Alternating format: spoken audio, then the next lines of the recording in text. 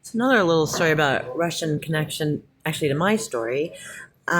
So when I was the head of ARVR Women and Allies, I got a lot of women from around the world contacting me, trying to figure out how to use VR, mainly to tell stories. So a lot of them were survivor stories.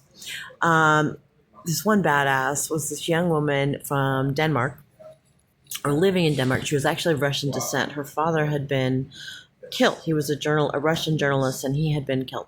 And this motherfucking bitch was like, I'm not, that means that's where I'm going, right? So she was writing about Russian mafia and the sex trade. Because pretty much Russian mafia owns the sex trade around the world. I mean, there's lots of people involved. And she talked to me about potentially making a VR experience to try and get the world to just, she wanted to just grab them by the throat. Like, this is destroying the world. This is going to destroy everything.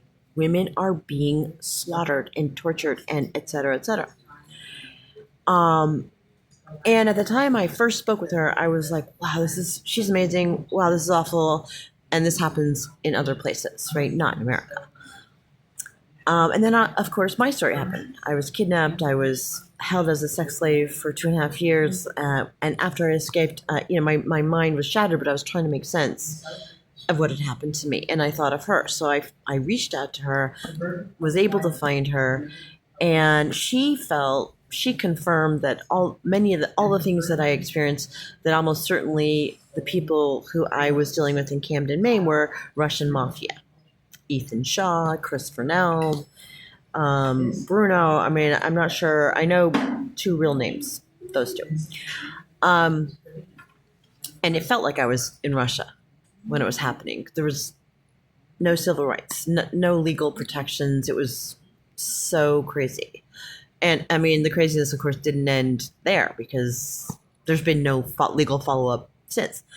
But she confirmed, she said this is all the hallmarks of Russian mafia. And I asked her to help me get the word out. So she helped with me. Together we wrote like kind of a small investigative article about my story, about what happened to me in Camden, Maine. Um, and at one point, many years ago, I published it on Medium. And it was taken down with no reason within like 10 minutes. Like, it just was taken down, and Medium had didn't respond. And I couldn't find her again either, the writer, the journalist. Now, at this point, I had forgotten her name. So much trauma. Um, but I am deeply concerned that something happened to her. So that's it. I mean, there's no way so since that time, of course, I've read a lot of books on human trafficking, and it's going on everywhere. It's going on everywhere. No one person or one country owns forcing women into sex slavery. It's happening all over America, and nothing is being done. And the result is Trump. The result is the complete destruction of law and order. There is no law and order left in America and maybe the world. And it's because of the trafficking, because of the ownership of women. That's why.